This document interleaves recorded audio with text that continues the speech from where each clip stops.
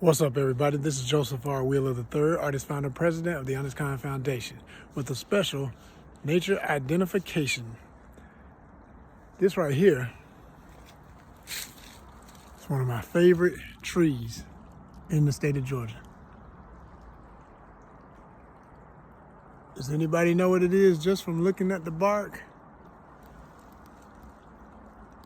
It usually grows next to water, and it's known as ironwood. If you touch it, you know why it got the name.